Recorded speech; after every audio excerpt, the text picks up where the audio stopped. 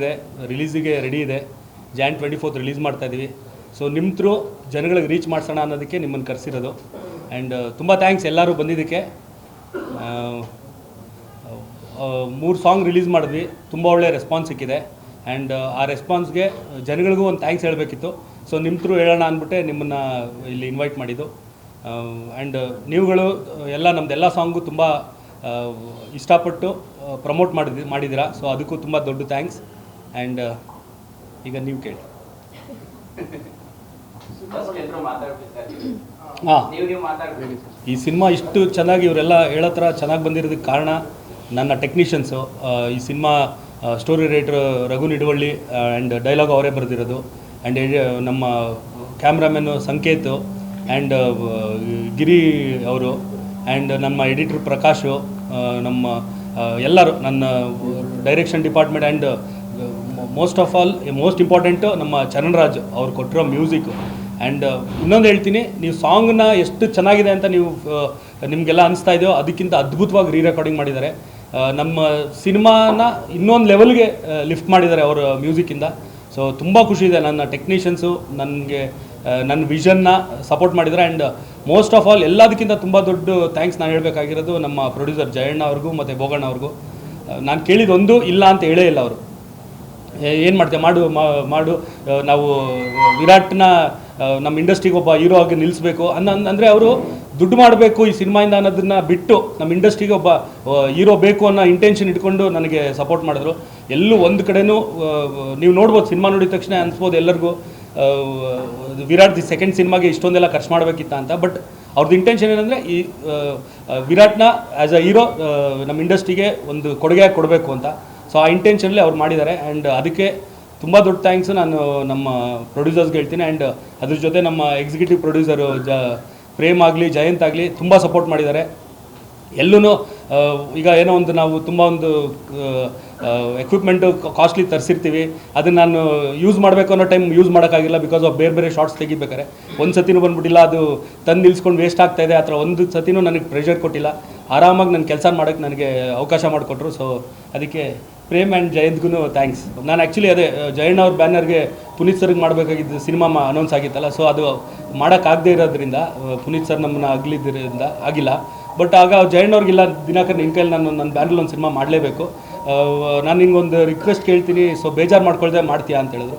So ಏನು ಅಂದಾಗ ನಾನು ವಿರಾಟ್ ಡೇಟ್ಸ್ ತೊಗೊಂಡಿದ್ದೀನಿ, ಸೊ ಒಂದು ಮಾಡಿಕೊಡು, ನಾನು ವಿರಾಟ್ದು ಇನ್ನೂ ಒಂದು 5 ಸಿನಿಮಾ ಮಾಡೋಣ ಅಂತ ಅಂದ್ಕೊಂಡಿದ್ದೀನಿ. ಸೊ ಬಿಗಿನಿಂಗ್ ನಿನ್ನಿಂದ ಆಗಲಿ, ಸ್ವಲ್ಪ ಕಮರ್ಷಿಯಲ್ ಆಗಿ ಯೋಚನೆ ಮಾಡಿ ಒಬ್ಬ ಕಮರ್ಷಿಯಲ್ ಹೀರೋ ಥರ ಪ್ರೆಸೆಂಟ್ ಮಾಡಿಕೊಡು ನನಗೆ ವಿರಾಟ್ನ ಅಂತ ಕೇಳಿದ್ರು.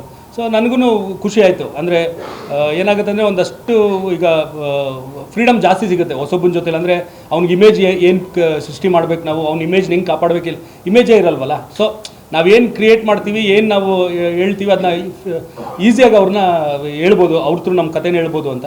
ಸೊ ವಿರಾಟ್ ಅದೇ ಸೆಕೆಂಡ್ ಸಿನಿಮಾ ಅಷ್ಟೇ, ಬಟ್ ಸಿನಿಮಾ ನೋಡಿದ್ರೆ ಗೊತ್ತಾಗುತ್ತೆ ಒಬ್ಬ ದೊಡ್ಡ ಕಮರ್ಷಿಯಲ್ ಹೀರೋಗೆ ಏನು ಮಾಡಬೇಕು ಅದನ್ನು ಮಾಡಿಬಿಟ್ಟಿದ್ದೀವಿ ಅಂತ. ಸೊ ಅದನ್ನು ಜನ ನೀವು ರೀಚ್ ಮಾಡಿಸಿ ಅವ್ರು ಎಕ್ಸೆಪ್ಟ್ ಮಾಡಿದ್ವಿ ಅಂದರೆ ನಮ್ಮ ಎಫರ್ಟ್ ಸಾರ್ಥಕ ಆಗುತ್ತೆ. ಇಲ್ಲ ಅಪ್ಪು ಸರ್ಗೆ ಬರ್ತಿದ್ದು ನನ್ನ ಕತೆ, ನಾನು ಮಾಡಿದ್ದಿದ್ದು ಕತೆ ಅದು. ಇದು ರಘು ನಿಡುವಳ್ಳಿಯವರು ಮಾಡಿದ್ದು ಲೈನ್ ಹಿಡ್ಕೊಂಡು ಕಂಪ್ಲೀಟ್ ನಮ್ಮದು ಟೀಮು ಸ್ಕ್ರೀನ್ ಪ್ಲೇ ಎಲ್ಲ ಮಾಡಿ, ಈವನ್ ವಿರಾಟ್ನೂ ಕೂರಿಸ್ಕೊಂಡಿದ್ವಿ ಸ್ಕ್ರೀನ್ ಪ್ಲೇಗೆ, ನಮ್ಮ ಪ್ರೇಮು ಕೂತಿದ್ರು. ಸೊ ಈಗ ತೆಲುಗು ಫಿಲಮಲ್ಲಿ ಆಗುತ್ತೆ ಅದು, ಒಬ್ಬ ಪ್ರೊಡ್ಯೂಸರು ಸ್ಕ್ರೀನ್ ಪ್ಲೇ ಕೂರೋದು. ಸೊ ನಮಗೆ ಕನ್ನಡದಲ್ಲೂ ನಮಗೆ ಆ ಥರ ಸಿಕ್ತ ಅವಕಾಶ. ಆ್ಯಂಡ್ ಅವ್ರದ್ದುಗಳು ಇನ್ಪುಟ್ಟು ಪ್ರೇಮ್ದಾಗಿರ್ಬೋದು, ಜಯಂತ್ದಾಗಿರ್ಬೋದು. ಜಯಂತ್ ಬಂದು ಭೋಗಣ್ಣ ಅವರ ಮಗ. ಸೊ ಅವ್ರದ್ದೆಲ್ಲ ತುಂಬ ಹೆಲ್ಪ್ ಆಯ್ತು ಇನ್ಪುಟ್. ಆ್ಯಂಡ್ ಇವನ್ ವಿರಾಟ್ದು ತುಂಬ ಹೆಲ್ಪ್ ಆಯ್ತು ನಮಗೆ. ಒಂದೇ ಅಂದರೆ ಪಾಪ ನಾವು ಸಂಜನನ್ನು ಕಾಸ್ಟ್ ಮಾಡಿದ್ದು ಕತೆ ಎಲ್ಲ ರೆಡಿ ಆದಮೇಲೆ, ಅದರಿಂದ ಅವ್ರನ್ನ ಸ್ಕ್ರೀನ್ ಪ್ಲೇ ಕೂರಿಸ್ಕೊಳ್ಳೋಕ್ಕಾಗಿರಲಿಲ್ಲ ಅಷ್ಟೇ.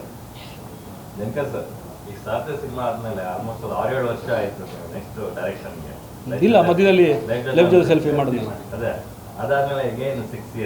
2 ವರ್ಷ ಕೋವಿಡಲ್ಲೇ ಹೋಗ್ಬಿಡುತ್ತಲ್ಲ. ಅಂದರೆ ನಿಜ ಹೇಳ್ಬೇಕಂದ್ರೆ ನನಗೆ ನಾನು ಬರೆದಿರೋ ಕತೆ ನನಗೆ ಎಕ್ಸೈಟ್ ಆಗಬೇಕು ಜಾಸ್ತಿ, ಆವಾಗ ಜನಗಳಿಗೆ ನಾನು ಎಕ್ಸೈಟ್ ಮಾಡ್ಬೋದು ಅನ್ನೋದು ನಂಬಿಕೆಯಲ್ಲಿರೋ ನಾನು. ಆ್ಯಂಡ್ ಸ್ವಲ್ಪ ನಿಜ ಹೇಳ್ಬೇಕಂದ್ರೆ ನಾವು ಸ್ವಲ್ಪ ಸ್ಲೋ, ಒಂದು ಜಾಬ್ ಅಟ್ ಎ ಟೈಮ್ ಮಾಡೋ, ನನಗೆ 2 ಒಟ್ಟಿಗೆ ಮಾಡೋಕ್ಕಾಗಲ್ಲ. ಸಾರಥಿ ಆದಮೇಲೆ ಬುಲ್ಬುಲ್ ಪ್ರೊಡಕ್ಷನ್ನು, ಮದುವೆ ಮುಕ್ತೆ ಪ್ರೊಡಕ್ಷನ್ ಎಲ್ಲ ಮಾಡ್ಬೇಕಾದ್ರೆ ಡೈರೆಕ್ಷನ್ ಬಗ್ಗೆ ನಾನು ಯೋಚನೆ ಮಾಡೋಕ್ಕಾಗ್ತಾ ಇರಲಿಲ್ಲ. ಅದರಿಂದ ಒಂದು ಸ್ವಲ್ಪ ಗ್ಯಾಪ್ ಆಗಿತ್ತು ಹೊರತು. ಸಿನಿಮಾನ ತುಂಬ ಟೈಮ್ ತೊಗೊಂಡು ಮಾಡಿದ್ರೆ ತುಂಬ ಅದ್ಭುತವಾದ ಮಾಡಿದ್ದೀನಿ ಅನ್ನೋ ಫೀಲ್ ಕೊಡೋದೇನಲ್ಲ. ಸೊ ಟೈಮ್ ತೊಗೊಂಡು ನೀಟಾಗಿ ನನಗೆ ಕನ್ವಿನ್ಸ್ ಆಗಬೇಕೆಲ್ಲ ಫಸ್ಟ್. ಇಲ್ಲ ಅದೆಲ್ಲನೂ ಪಾಪ ಅವ್ರಗಳ ಪ್ರೀತಿ ನನ್ನ ಕೈಲಿ.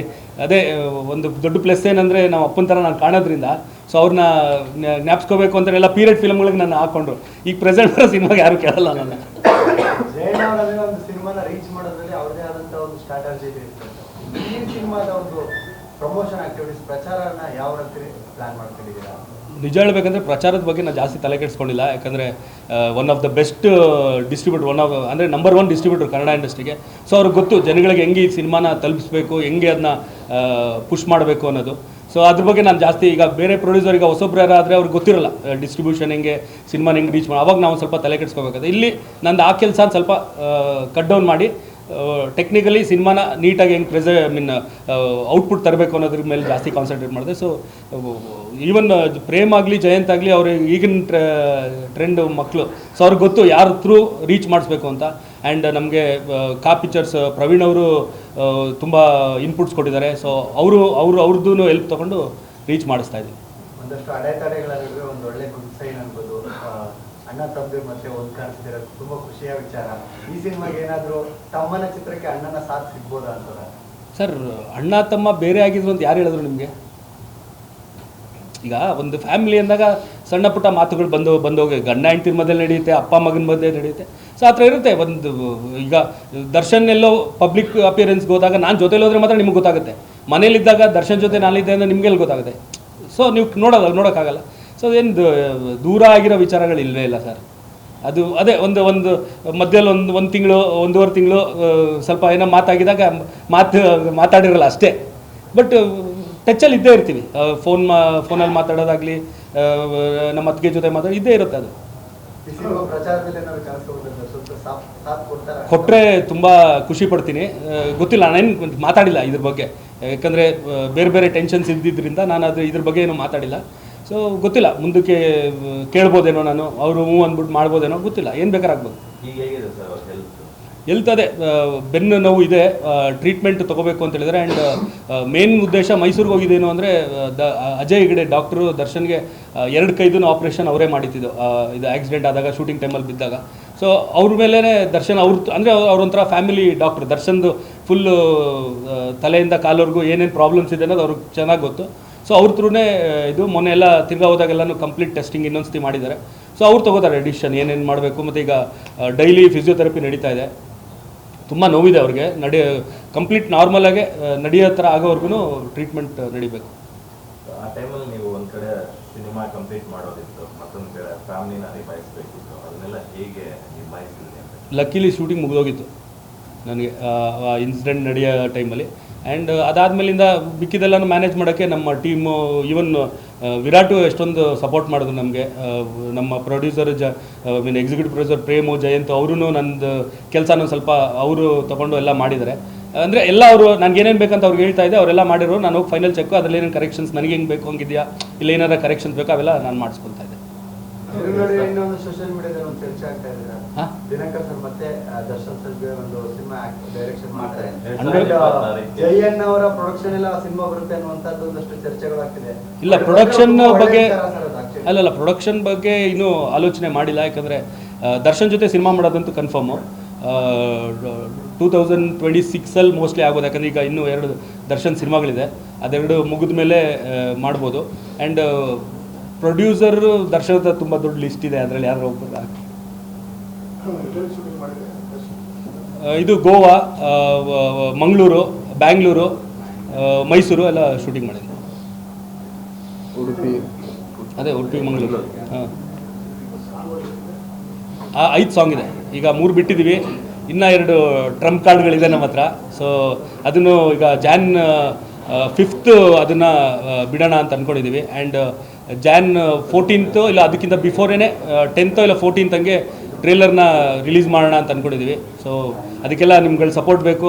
ಈಗ ಹೆಂಗೆ ಸಾಂಗ್ಗಳಿಗೆ ಪ್ರಮೋಟ್ ಮಾಡಿ ಕೊಟ್ಟರೆ ಹಂಗೆ ಹತ್ರ ನಮ್ಮದೆಲ್ಲ ಕಂಟೆಂಟ್ಸ್ನು ನೀವು ಮಾಡಬೇಕು. ಆ್ಯಂಡ್ ಅದಕ್ಕಿಂತ ಬಿಫೋರ್ Jan 1st ಒಂದು ನಾನು ವಿರಾಟ್ ಒಂದು ಇಂಟರ್ವ್ಯೂ ಮಾಡಿದ್ವಿ, ರಾಯಲ್ ಟು ರಾಯಲ್ ಸಿಟಿ ಅಂದ್ಬಿಟ್ಟು. ಅಂದರೆ ನಂದು ಜರ್ನಿ, ವಿರಾಟ್ ಜರ್ನಿ, ಆ್ಯಂಡ್ ನಾವು ಮೈಸೂರಲ್ಲಿ ನಮ್ಮ ಫೇವ್ರೆಟ್ ಅಡ್ಡಗಳು ಯಾವುದು, ಯಾಕಂದರೆ ವಿರಾಟ್ ಮೈಸೂರು ಆಗಿರೋದ್ರಿಂದ.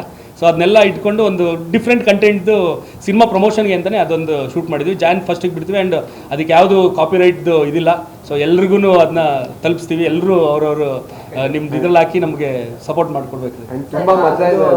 ಪ್ಯಾನ್ ಇಂಡಿಯಾ ಟ್ರೆಂಡ್ ಟೈಮ್ ಹೇಳಿ ಕಾಟೇರ ಕನ್ನಡದಲ್ಲಿ ಮಾತ್ರ ಬಂತು, ಕನ್ನಡಿಗರೇ ಮೆಚ್ಚಿದ್ರು. ಸೊ ಅಣ್ಣ ಟ್ರ್ಯಾಕ್ ಎಲ್ಲ ತಮ್ಮ ಹೋಗ್ತಾರೆ. ಇವಾಗ ಯಾವುದೇ ಸಿನಿಮಾ ಬಂದು ನಾವು 5 ಭಾಷೆ ಮಾಡ್ತೀವಿ ಪ್ಯಾನ್ ಇಂಡಿಯಾ ಅಂತ, ಬಟ್ ಇದು ಕೂಡ ಬರೀ ಕನ್ನಡದಲ್ಲಿ ಬರ್ತಿದೆ. ಇದು ಹೇಗೆ ಸರ್? ಫಸ್ಟ್ ಆಫ್ ಆಲ್ ನನಗೆ ಈ ಪ್ಯಾನ್ ಇಂಡಿಯಾ ಕಾನ್ಸೆಪ್ಟೇ ತಲೆಗೆ ಹೋಗಿಲ್ಲ ಸರ್. ಕನ್ನಡದಲ್ಲಿ ಮಾಡಿಬಿಟ್ಟು ಡಬ್ ಮಾಡೋದು ಹೆಂಗೆ ಮಾಡಿದ್ರೆ ಪ್ಯಾನ್ ಇಂಡಿಯಾ ಅಂತ ಮಾಡಿದ್ರೆ ಎಲ್ಲದರಲ್ಲೂ ಶೂಟ್ ಮಾಡಿದ್ರೆ ಬೆಟರ್ ಅಂದರೆ ನನ್ನ ಫೀಲು. ಅದು ಒಬ್ಬೊಬ್ರದ್ದು ಒಂದಿರುತ್ತೆ, ನನ್ನ ಫೀಲು. ಇವನ್ ಒಂದಷ್ಟು ನಾವೀಗ ಕನ್ನಡ ಸಿನಿಮಾನ ತೆಲುಗಲ್ಲಿ ನೋಡಿದಾಗ ಲಿಪ್ ಸಿಂಕ್ ಆಗ್ತಿರಲ್ಲ, ನಮಗೆ ನಮ್ಮದ್ರಲ್ಲೇ ಲಿಪ್ ಸಿಂಕ್ ಆಗಿಲ್ಲ ಅಂದರೆ ಒಂದು ಸ್ವಲ್ಪ ನನಗೆ ಪರ್ಸ್ನಲಿ ಇರಿಟೇಟ್ ಆಗಿಬಿಡುತ್ತೆ. ಸೊ ಆ ಥರ ಮೈಂಡ್ಸೆಟ್ ಈ ಸಿನಿಮಾ ಮಾಡಿದಾಗ ನಾನು ಅದು ಪ್ಯಾನ್ ಇಂಡಿಯಾ ಮಾಡಬೇಕು ಅಂತ ಅಂದ್ಕೊಂಡಿಲ್ಲ. ಸಿನಿಮಾ ಬಂದ ಮೇಲೆ ಜನಗಳಿಗೆ ಇಷ್ಟ ಆದಮೇಲೆ, ಈಗ ನೋಡಿ ಕಾಂತಾರ ಪ್ಯಾನ್ ಇಂಡಿಯಾ ಮಾಡಿಲ್ಲ ಅವರು, ಬಟ್ ಜನ ಪ್ಯಾನ್ ಇಂಡಿಯಾ ಮಾಡಿದ್ರು. ಆ ರೀತಿಯಲ್ಲಿ ಏನಾಗುತ್ತೆ ಅಂದರೆ ವೆಲ್ ತುಂಬ ಖುಷಿ ಮಾಡ್ತೀವಿ ಆ ಥರ. ಸರ್, ನೀವು ಅವಾಗಲೇ ಹೇಳ್ತೀರಿ ದರ್ಶನ್ ಅವರ ಇನ್ಸಿಡೆಂಟ್ ಆಗಕ್ಕೆ ಮುಂಚೆ ನಾನು ಶೂಟಿಂಗ್ ಎಲ್ಲ ಮುಗಿಸ್ಬಿಟ್ಟಿದ್ದೆ ಅಂತ. ಆ ಟೈಮಲ್ಲಿ ಏನಾದರೂ ಸಿನಿಮಾ ಬಗ್ಗೆ ಮಾತಾಡಿದ್ದು, ಶೇರ್ ಮಾಡಿದ್ದು, ನೀವು ಯಾವ ಸಿನಿಮಾ ಮಾಡ್ತೀರಾ ಇದೆಲ್ಲ ಅಪ್ಡೇಟ್ ಸಿಗುತ್ತಾ ಅವ್ರಿಗೆ? ಅಂದರೆ ಸಿನಿಮಾ ವಿಚಾರ ಎಲ್ಲ ಶೇರ್ ಮಾಡಿ. ನಾನು ರಾಯಲ್ ಮಾಡ್ತಾ ಇರೋದು ಮುಹೂರ್ತ ಆದಾಗಿಂದ ಗೊತ್ತಿತ್ತು, ಯಾಕಂದರೆ ರಾಯಲ್ಗೆ ಕ್ಲ್ಯಾಪ್ ಮಾಡಿದ್ದೆ ನಮ್ಮಮ್ಮ. ಸೊ ಎಲ್ಲ ಗೊತ್ತಿತ್ತು ಅವ್ರಿಗೆಲ್ಲನೂ. ಯಾರು ಕತೆ ಸರ್, ನಿಜ ಹೇಳಬೇಕು ಅಂದರೆ ನಾನು ದರ್ಶನ್ ಸಿನಿಮಾಗಳು ಮಾಡಬೇಕಾದ್ರೆ ನನ್ನ ಹತ್ರ ಕತೆನೇ ಕೇಳಲ್ಲ ಸರ್. ಅವ್ನಿಗೇನೋ ನನ್ನ ಮೇಲೆ ನಂಬಿಕೆ, ಅವ್ನು ಮಾಡ್ತಾನೆ, ಚೆನ್ನಾಗಿ ಮಾಡ್ತಾನೆ ಅಂತ. ನಾನು ಅವ್ರಿಗೆ ಜೊತೆಲಿ ಒಂದೇ ಕತೆ ಅಂತ ಹೇಳಿತಿದ್ದು, ಅಂದರೆ ಪ್ರೊಡಕ್ಷನ್ ಮಾಡಬೇಕಿತ್ತಲ್ಲ. ಸೊ ಅದಕ್ಕೆ ಅಂದರೆ ನಾನು ಹೋಗ್ತಾ ಇರೋ ದಾರಿ ಕರೆಕ್ಟಾ ಇಲ್ವಾ ಅಂತ ತಿಳ್ಕೊಳ್ಳೋಕೆ, ಯಾಕಂದರೆ ಅವನು ಇಂಡಸ್ಟ್ರಿಯಲ್ ಸೀನಿಯರ್ ನನಗಿಂತ. ಸೊ ಅದೊಂದೇ ಹೇಳಿದ್ದು. ನವಗ್ರ ಕತೆ ಹೇಳಿರಲಿಲ್ಲ ನಾನು, ಸಾರಥಿ ಕತೆ ಹೇಳಿರಲಿಲ್ಲ ನಾನು ಅವನಿಗೆ. ಈವನ್ ಬುಲ್ಬುಲ್ ಮಾಡ್ತೀವಿ ಅಂದಾಗ್ಲೂ ಈ ಥರ ಡಾರ್ಲಿಂಗ್ ರೀಮೇಕ್ ಮಾಡ್ತೀವಿ ಅಂತ ಹೊರತು ಸ್ಕ್ರೀನ್ ಪ್ಲೇ ಹೆಂಗೆ ಮಾಡ್ತೀವಿ ಅಂತ ಹೇಳಿರಲಿಲ್ಲ. ಅದು ಬ್ಲೈಂಡ್ ಬಿಲೀಫು ತಮ್ಮನ ಮೇಲೆ. ಅದು ನಾವು ನಮ್ಮ ಟೀಮಲ್ಲಿ ಡಿಸ್ಕಷನ್ ಆಗಿದ್ದೆ, ನಾನಾಗಲಿ ಜಯಣ್ಣ ಆಗಲಿ ಫುಲ್ಲು ನಮ್ಮ ಟೀಮೆಲ್ಲ ಕೂತ್ಕೊಂಡು ಯಾವಾಗ ರಿಲೀಸ್ ಮಾಡೋಣ ಅಂತ ಅಂದ್ಕೊಂಡಿದ್ದೆ January 24. ಇದಕ್ಕಿಂತ ಬಿಫೋರೆಲ್ಲ ಏನು ಇಲ್ಲ. ಅದೇ ಆವಾಗಲೇ ಅಲ್ಲಿ ಟಿಫನ್ ಮಾಡೋಕ್ಕಾರೆ ಒಂದಿಬ್ರು ಕೇಳಿದ್ರು, ನನಗೆ ಅದು ಆಶೆ ಯಾವಾಗ ಯಾರು ಹೇಳಿದ್ರು ಅನ್ನೋ ಥರ ಅನಿಸ್ತು. ಬಟ್ ಇಲ್ಲ, 24 Jan ಅಂತಲೇ ಫಿಕ್ಸ್ ಆಗಿದ್ದು, ಅದೇ ಡೇಟಿಗೆ ಬರ್ತೀವಿ.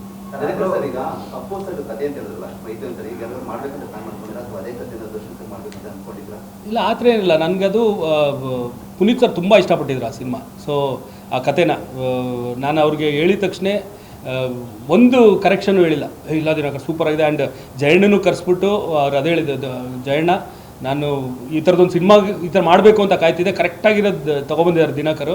ಆ್ಯಂಡ್ ದಿನಕರ್ ಶೈಲಿಯಲ್ಲಿ ಸಿನಿಮಾನ ನಾನು ತುಂಬ ಇಷ್ಟಪಟ್ಟೆ, ಅವರೊಂದು ಪ್ರೀವಿಯಸ್ ಫಿಲಮ್ ಎಲ್ಲ. ಸೊ ಈ ಥರ ಇದನ್ನ ಅವ್ರು ಹೆಂಗೆ ಅಂದ್ಕೊಂಡಿದ್ರೆ ದಯವಿಟ್ಟು ಅದೇ ಥರ ಮಾಡೋಣ, ಏನು ಕಾಂಪ್ರಮೈಸು ಎಲ್ಲ ಬೇಡ, ಒಂಚೂರು ಖರ್ಚಾದರೂ ಪರವಾಗಿಲ್ಲ ಮಾಡೋಣ ಅಂತ. ಆ್ಯಂಡ್ ಅದೇ ಹೇಳಿದ್ಮೇಲೆ ನನಗೂ ಹೇಳಿದ್ರು, ದಿನಕರ್ ಅನ್ನೆಸೆಸರಿಯಾಗಿ ಏನು ಖರ್ಚು ಮಾಡಿಸ್ಬೇಡಿ, ಸೊ ಪ್ರೊಡ್ಯೂಸರ್ನು ಮಂಡೇಲಿ ಇಟ್ಕೊಂಡು ಮಾಡಿ ಅಂತ. ಆ್ಯಂಡ್ ತುಂಬ ಖುಷಿಯಾಗಿದೆ ಏನು ಅಂದರೆ ಆಲ್ಮೋಸ್ಟ್ ಒಂದು 3-4 ಮಂತ್ಸ್ ತುಂಬ ರೆಗ್ಯುಲರ್ ಟಚಲ್ಲಿದ್ವಿ ನಾನು ಪುನೀತ್ ಸರು. ನನಗೆ ಆ್ಯಕ್ಚುಲಿ ಅವ್ರ ಜೊತೆಯಲ್ಲಿ ಮಾತಾಡ್ಬೇಕಾದ್ರೆ ಒಬ್ಬ ಸೂಪರ್ ಸ್ಟಾರ್ ಜೊತೆಲಿ ಮಾತಾಡ್ತಿದ್ದೀನಿ ಅಂತಲೇ ಅನಿಸಿಲ್ಲ, ಅಷ್ಟು ಕಂಫರ್ಟಬಲ್ ಝೋನ್ ಕ್ರಿಯೇಟ್ ಮಾಡಿದರು. ಆ್ಯಂಡ್ ಜಯಣ್ಣ ಅವ್ರ ಹತ್ರ ಈ ಥರ ಪುನೀತ್ ಸರ್ ಕತೆ ಮಾಡಬೇಕು, ಸಿನಿಮಾ ಕತೆ ಮಾಡಬೇಕು, ಕತೆ ಮಾಡಿದ್ದೀನಿ, ಸಿನಿಮಾ ಮಾಡಬೇಕು ಅಂದಾಗ ಫಸ್ಟ್ ಜಯಣ್ಣ ಹೇಳಿದ್ದು ಮಾಡ್ತೀನೋ ಮಾಡಲ್ಲ ಅಂತ ಹೇಳಿದ. ದಿನಕರ್ ನೀನು ಎಂಜಾಯ್ ಮಾಡ್ತೀವಿ ಅವ್ರ ಜೊತೆಲಿ ಸಿನಿಮಾ ಮಾಡಿದ್ರೆ ನೀನು ಒಂದು. ಸೊ ಒಬ್ಬ ಅದೇ ತಾನೇ, ಈಗ ನಾವು ಏನು ಕೆಲಸ ಮಾಡ್ತೀವಿ ಅದು ಎಂಜಾಯ್ ಮಾಡಿದ್ರೇ ನಾವೇನು ಅಂದ್ಕೊಂಡಿದ್ದೆ ಅದ್ರ ಡಬಲ್ ಔಟ್ಪುಟ್ ಬರೋದಕ್ಕೆ ಸಾಧ್ಯ. ಇಲ್ಲ ಏನೋ ಮಾಡೋಕ್ಕೆ ಇದೇನಕ್ಕೆ ಮಾಡ್ತೀರಾ, ಇದು ಬೇಡ, ಹಂಗೆ ಹಿಂಗೆ ಅಂತ ಹೇಳಿದಾಗ ನಾವು ಅಂದ್ಕೊಳ್ಳೋಕ್ಕಿಂತ ಇನ್ನೂ ಚಿಕ್ಕದಾಗ್ಬಿಡುತ್ತೆ ಆ ವಿಚಾರ, ದೊಡ್ಡದಾಗಲ್ಲ. ಆ ಥರ ಅದೇ ಥರ ಇವನ್ ಜಯಣ್ಣನೂ ಅಷ್ಟೇ. ಈ ಸಿನಿಮಾಗೆ ನಾನು ಏನೇನು ಬೇಕು ಅಂದಿದ್ದೀನಿ, ಜಯಣ್ಣ ನನಗೆ ಒಂದೇ ಒಂದು ದಿನಕ್ಕೆ ರೋಲ್ಸ್ ರಾಯ್ ಬೇಕು ವಿಲ್ಲನ್ ಇಂಟ್ರಡಕ್ಷನ್ಗೆ ಅಂದೆ. ತಗೋಪ್ಪ, ಎಷ್ಟು ಬೇಕು ಅದು per day, I mean per hour cost. ಅದಕ್ಕೆ ಈ ಥರ 75,000 80,000 ಹಂಗಿರುತ್ತೆ. ತಲೆನೇ ಕೆಡಿಸ್ಕೊಂಡಿಲ್ಲ, ಕೊಟ್ಟರು ಮಾಡು ಒಂದು. ಬರೀ ವಿಲ್ಲನ್ ಬಂದು ಗಾಡಿ ನಿಲ್ಲಿಸ್ಬೇಕು, ಅದರಿಂದ ಇಳಿಬೇಕು, ಅಷ್ಟೇ ಇರೋದು ಶಾರ್ಟ್. ಬಟ್ ಆ ಖರ್ಚು ಮಾಡಿದ್ರು, ಅಂದರೆ ಸಿನಿಮಾಲಿ ಅದಂಗೆ ಕಾಣಿಸ್ಬೇಕಾಗಿತ್ತು ಆ ಸೀನು. ಸೊ ಅದನ್ನು ಹಂಗೆ ಸರ್, ಯಾಕಂದರೆ ನೀವು ಈಗ ಜಯಣ್ಣ ಫಿಲಮ್ಸ್ ಆದ್ರಿಂದ ಪುನೀತ್ ಸರ್ ಸಿನಿಮಾ ವಿಚಾರವಾಗಿ ಒಂದಷ್ಟು ದಿನ ಟ್ರಾವೆಲ್ ಮಾಡಿದ್ರಿ. ಆ ಒಂದು ಜರ್ನಿ, ಅಪ್ಪು ಸರ್ ಜೊತೆ ಒಂದು ಒಡನಾಟ, ಒಂದು ಜರ್ನಿ ಬಗ್ಗೆ ಹೇಳೋದಾದ್ರೆ ಅದೇ ಈಗ ಹೇಳೋದಲ್ಲ, ನಂಗೆ ತುಂಬ ಖುಷಿ ಆಯಿತು. ಆಲ್ಮೋಸ್ಟ್ ತುಂಬ ರೆಗ್ಯುಲರ್ ಟಚಲ್ಲಿದ್ವಿ ನಾನು ಪುನೀತ್ ಸರು. ಅವರು ಫ್ರೀ ಇದ್ದಾಗ ಕಾಲ್ ಮಾಡೋರು, ದಿನಕರ್ ಬನ್ನಿ ಮಾತಾಡೋಣ ಅನ್ನೋರು. ನಾನು ಹೋಗ್ತಿದ್ದೆ, ಜಯಣ್ಣನೂ ಬರೋರು. ತುಂಬ ಚೆನ್ನಾಗಿತ್ತು. ಅಂದರೆ ಅದೇ ಹೇಳೋದಲ್ಲ, ಅವ್ರ ಜೊತೆ ನಾನೊಬ್ಬ ಸೂಪರ್ ಸ್ಟಾರ್ ಜೊತೆಲಿ ಮಾತಾಡ್ತಿದ್ದೀನಿ ಅನ್ನೋ ಫೀಲೇ ಇರಲ್ಲ. ನಾನು ದರ್ಶನ್ ಜೊತೆಲಿ ಹೆಂಗೆ ಮಾತಾಡ್ತೀನಿ ಹಂಗೆ ಅಲ್ಲಿ ದರ್ಶನ್ ಹತ್ರ ಹೋಗೋಬಾರ ಅಂತ ಮಾತಾಡ್ತಿರ್ತೀನಿ, ಇವ್ರ ಹತ್ರ ಹೋಗಿ ಬನ್ನಿ ಅನ್ನೋ ಅಷ್ಟೇ ಡಿಫ್ರೆನ್ಸ್ ಇದ್ದಿದ್ದು ನನಗೆ.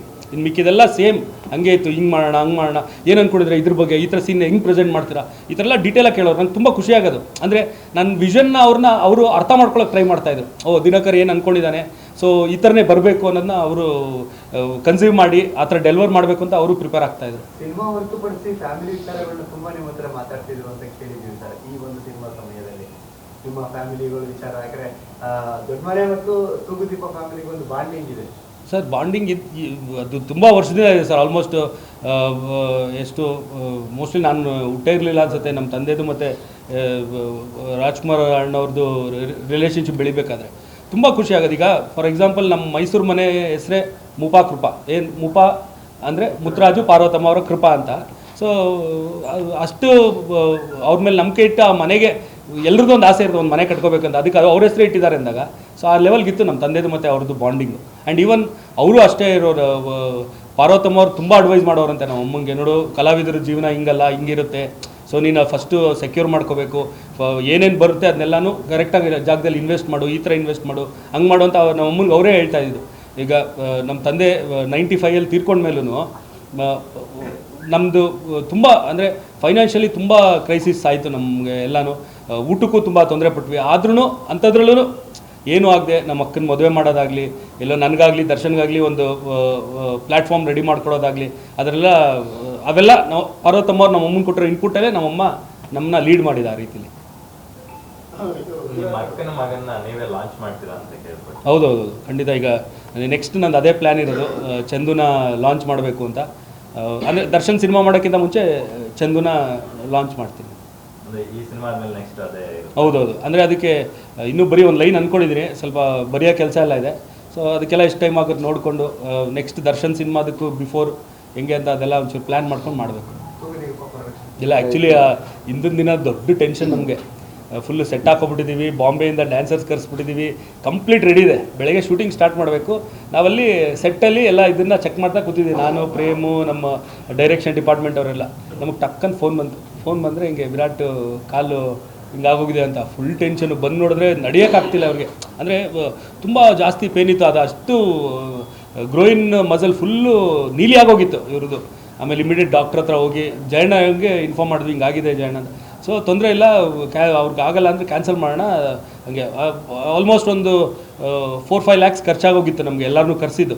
ಸೆಟ್ ಬಿಡಿ, ವೇಟ್ ಮಾಡುತ್ತೆ, ಬಟ್ ಟೆಕ್ನಿಷಿಯನ್ಸ್ನೆಲ್ಲ ತೊಂದರೆ ಇಲ್ಲ, ವಿರಾಟ್ ರೆಡಿ ಆದಮೇಲೆ ಮಾಡೋಣ ಅಂತ. ಬಟ್ ವಿರಾಟ್ ವಿಲ್ ಪವರ್ ತುಂಬ ಸ್ಟ್ರಾಂಗ್ ಆಗಿತ್ತು. ಇಲ್ಲ ಸರ್, ನಾನು ರೆಡಿಯಾಗಿ ಬರ್ತೀನಿ, ನನಗೇನಿಲ್ಲ, ಪೇನ್ ಬಂದಾಗ ಜೊತೆಲಿ ಡಾಕ್ಟ್ರ್ ಒಬ್ರು ಇದ್ದರೆ ಸಾಕು ಅಂತ. ಸೊ ಇವ್ರನ್ನ ಯಾರು ಟ್ರೀಟ್ ಮಾಡೋದು, ಅವ್ರನ್ನ ಡೈಲಿ ಒಂದೊಂದು ಶಾರ್ಟ್ ಆಗಿದ ತಕ್ಷಣ ಕರ್ಕೊಂಡು ಹೋಗೋದು, ಕ್ಯಾರಮಲ್ಲಿ ಇವ್ರಿಗೆ ಟ್ರೀಟ್ ಮಾಡೋದು, ಕರ್ಕೊಬರೋದು.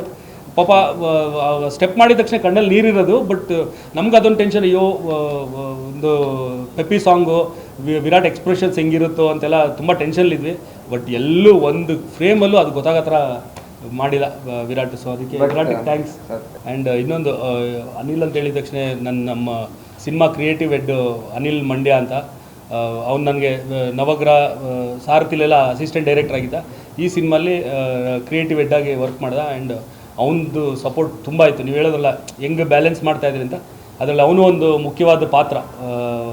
ನನ್ನ ಕೆಲಸನೆಲ್ಲ ಅಂದರೆ ನನ್ನ ವಿಷನ್ಸ್ ಏನು ಅನ್ನೋದು ಅವನಿಗೆ ತುಂಬ ಚೆನ್ನಾಗಿ ಗೊತ್ತಿತ್ತು. ಯಾಕಂದ್ರೆ ತುಂಬ ವರ್ಷದಿಂದ ನನ್ನ ಜೊತೆಲಿ ಕೆಲಸ ಮಾಡಿರೋದ್ರಿಂದ ಒಂದು ಸೀನ್ನ ಕೊಟ್ಟು ನಾನು ಹೆಂಗೆ ಶೂಟ್ ಮಾಡಬೇಕು ಅಂತ ಅಂದ್ಕೊಂಡಿರ್ತೀನಿ, ಅದನ್ನ ಅನಿಲ್ಗೂ ಕೊಟ್ಟರೆ ಆಲ್ಮೋಸ್ಟ್ 80% ಮ್ಯಾಚ್ ಮಾಡ್ತಾನೆ ನಾನು ಹೆಂಗೆ ಅಂದ್ಕೊಂಡಿದ್ದೀನಿ ನಾನು. ಸೊ ಆ ಲೆವೆಲ್ಗೆ ನಂದು ಒಂದು ವೇವ್ ಲೆಂತ್ ಇದ್ದಿದ್ದರಿಂದ ಅದೊಂದು ಅವ್ನ ಸಪೋರ್ಟ್ ತುಂಬ ಹೆಲ್ಪ್ ಆಯ್ತು ನಮಗೆ. ಹಾಗಾಗಿ ಡ್ಯಾನ್ಸ್ಗೆ ಎಷ್ಟು ಪ್ರಾಮಿನೆನ್ಸ್ ಇದೆ ಸಿನಿಮಾದಲ್ಲಿ? ಅದೇ ನೋಡಿದ್ರಲ್ಲ ನೀವು, ಟಾಂಗ್ ಸಾಂಗು. ಸೊ 3 ಸಾಂಗಲ್ಲಿ ಡ್ಯಾನ್ಸಿಂಗ್ ನಂಬರ್ಸು. ಸೊ ತುಂಬ ಚೆನ್ನಾಗಿ. ಆ್ಯಂಡ್ ಸ್ಪೆಷಲಿ ನಾನು ಸಂಜನಾನ ಮೆನ್ಷನ್ ಯಾವುದು ವಿಚಾರಕ್ಕೆ ಮಾಡಬೇಕಂದ್ರೆ ಡ್ಯಾನ್ಸ್ಗಿಂತ ಜಾಸ್ತಿ ಅವರ ಪರ್ಫಾರ್ಮೆನ್ಸು ಸೀನಲ್ಲಿ ತುಂಬ ಅಂದರೆ ತುಂಬ ಅದ್ಭುತವಾಗಿ ಎಕ್ಸ್ಪ್ರೆಷನ್ಸ್ ಕೊಡ್ತಾರೆ. ನಾನೇ ಶಾಕ್ ಆಗ್ಬಿಟ್ಟೆ. ಅಂದರೆ ರಾಯಲ್ ಬಂದು ನಂದು 5ನೇ ಸಿನಿಮಾ. ನಾನು ವರ್ಕ್ ಮಾಡಿರೋದ್ರಲ್ಲಿ ಹೀರೋಯಿನ್ಗಳಲ್ಲಿ one of the best performer ಇವರು. ತುಂಬ ಖುಷಿ ಆಯ್ತು ನನಗೆ ಅವ್ರದ್ದು ಪರ್ಫಾರ್ಮೆನ್ಸ್ ನೋಡಿ. ಅಂದರೆ ನಾನು ಅವ್ರದ್ದು ವರ್ಕ್ ಸಲಗಾಲಿ ಮತ್ತು ಇನ್ನೊಂದು ಯಾವುದು ವೆಬ್ ಸೀರೀಸು ಹನಿಮೂನ್ ಏನದು, ಹನಿಮೂನ್, ಅದರಲ್ಲಿ ನೋಡಿದೆ, ಖುಷಿಯಾಗಿತ್ತು. ಬಟ್ ಇವರು ನಾನು ಕೇಳಿದೆ ನೀವು ಆ್ಯಕ್ಟಿಂಗ್ ಎಲ್ಲ ಕಲ್ತಿದ್ದೀರಾ ಅಂತ. ಇಲ್ಲ ಸರ್ ನಾನು ಕ್ಲಾಸಿಕಲ್ ಡ್ಯಾನ್ಸರ್ ಅಂದರು. ಆ್ಯಕ್ಟಿಂಗ್ ಗೊತ್ತಿಲ್ಲದೆ ಸಿನಿಮಾ ಇಂಡಸ್ಟ್ರಿಗೆ ಬಂದು ಅದ್ಭುತವಾಗಿ ಆ್ಯಕ್ಟ್ ಮಾಡ್ತಿದ್ದಾರೆ. ಸ್ಟಾರ್ ಸಿನಿಮಾಗಳ ಜೊತೆ ಕೆಲಸ ಮಾಡೋದಕ್ಕೂ ಈ ತರ ನ್ಯೂ ಕಮರ್ಸ್ಗಳ ಜೊತೆ ಕೆಲಸ ಮಾಡೋದು ಹೇಗಿದೆ ಸರ್ ಅನುಭವ? ಏನಿಲ್ಲ, ಸೇಮೇ. ಒಂದೇ ಏನಂದರೆ ಸ್ಟಾರ್ ಸಿನಿಮಾ ಮಾಡ್ಬೇಕಾದ್ರೆ ನಾವು ಖರ್ಚು ಮಾಡಿಸ್ತಿದ್ದು ತೆಗಿಯೋಕ್ಕಾಗುತ್ತೆ ಅನ್ನೋ ಡೌಟ್ ಇರಲ್ಲ. ಹೊಸೊಬ್ಬರ ಜೊತೆ ಮಾಡ್ಬೇಕಾದ್ರೆ ಹೆಂಗೆ, ಯಾಕಂದರೆ ನಮ್ಮನ್ನು ನಂಬ್ಕೊಂಡು ಪ್ರೊಡ್ಯೂಸರ್ ದುಡ್ಡು ಹಾಕ್ತಿರ್ತಾರೆ. ಈಗ ಈ ಸಿನಿಮಾ 14-15 ಕೋಟಿ ಬಜೆಟ್ ಆಗಿದೆ. ಅದು ರಿಕವರಿ ಮಾಡ್ಕೊಡೋದು ಈಗ ನಂದು ಸಿನಿಮಾ ಮಾಡೋದು ಒಂದು ಮೋಟೋ ಆದರೆ ಅದನ್ನ ರಿಕವರಿ ಮಾಡಿಸ್ಕೊಡ್ಬೇಕು ಅನ್ನೋದು ಇನ್ನೊಂದು ಇದು. ಸೊ ಅದೀಗ ಒಂದು ಸ್ವಲ್ಪ ತಲೆಯಲ್ಲಿದೆ. ಇನ್ನು ಮಿಕ್ಕಿದ್ದು ಬಟ್ ಜಯಣ್ಣ ಆಗಲಿ ನಂದು ಜೊತೆ ಸಿನಿಮಾಗೆ ಆ್ಯಕ್ಚುಲಿ ವಿಜಯ್ ಕಿರ್ಗೊಂದರ್ ಅವರು ಕೋ ಪ್ರೊಡ್ಯೂಸರ್. ಅದು ಅವ್ರ ಫಸ್ಟ್ ಸಿನಿಮಾ ನನ್ನ ಜೊತೆಲಿ ಇಂಡಸ್ಟ್ರಿಗೆ ಬಂದಾಗ ಅವಾಗ ತುಂಬ ಇದೇ ಥರ ಟೆನ್ಷನ್ ಇತ್ತು ನನಗೆ. ಆಗ ವಿಜಯ್ ಸರ್ ಒಂದೇ ಮಾತು ಹೇಳಿದ್ದು, ನಾ ಎಡಿಟಿಂಗ್ ಕರ್ಕೊಂಡೋಗಿ ಅವ್ರಿಗೆ ಸಿನಿಮಾ ತೋರಿಸಿದಾಗ ತುಂಬ ಟೆನ್ಷನ್ ಇತ್ತು. ಖರ್ಚು ಮಾಡಿಸ್ಬಿಟ್ಟಿದ್ದೀನಿ ಸಿನಿಮಾಗೆ, ಅವ್ರ ಕೈಲಿ ದುಡ್ಡು ಹಾಕ್ತಿದ್ದೀನಿ, ಹೆಂಗೆ ಅವ್ರು ದುಡ್ಡು ತೆಕ್ಕೊಡೋದು ಅಂತ. ಎಡಿಟಿಂಗಲ್ಲಿ ಸಿನಿಮಾ ನೋಡ್ಬಿಟ್ಟು ವಿಜಯ್ ಸರ್ ಹೊರಗೆ ಬಂದಾಗ ನನಗೆ ಒಂದೇ ಮಾತು ಹೇಳಿದ್ದು, ದಿನಕರ್ ನೀವು ಇಷ್ಟು ದುಡ್ಡು ಹಾಕಕ್ಕೆ ಹೇಳಿದ್ರಿ, ನಾನು ಇಷ್ಟು ಹಾಕಿದ್ದೀನಿ, ಬಟ್ ಇವತ್ತು ಸಿನಿಮಾ ನೋಡಿದೆ, ತುಂಬ ಖುಷಿ ಆಯಿತು, ಒಂದು ಒಳ್ಳೆ ಸಿನಿಮಾಗೆ ದುಡ್ಡು ಹಾಕಿದ್ದೀನಿ ಅಂತ. ದುಡ್ಡು ಬರದೇ ಇದ್ರು ತಲೆ ಕೆಡಿಸ್ಕೊಬೇಡಿ, ಖುಷಿಯಾಗಿರಿ, ಒಂದು ಒಳ್ಳೆ ಸಿನಿಮಾ ಮಾಡಿದ್ದೀನಿ ಅಂತ. ಹಂಗೆ ಹೇಳಿದ ತಕ್ಷಣ ತಲೆ ಮೇಲಿಂದ ಒಂದು 100 kg ಭಾರ ತೆಗೆದು ಸೈಡಲ್ಲಿ ಇಟ್ಟಂಗೆ ಆಯಿತು. ಸೊ ಅದೇ ಎಕ್ಸ್ಪೀರಿಯೆನ್ಸು ಜಯಣ್ಣನ ಹತ್ರ ಆಯಿತು.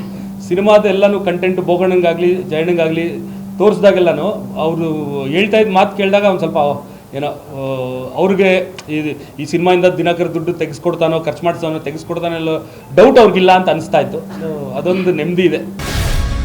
ಗ್ಯಾರಂಟಿ ನ್ಯೂಸ್, ಸುದ್ದಿ ಖಚಿತ, ನ್ಯಾಯ ನಿಶ್ಚಿತ.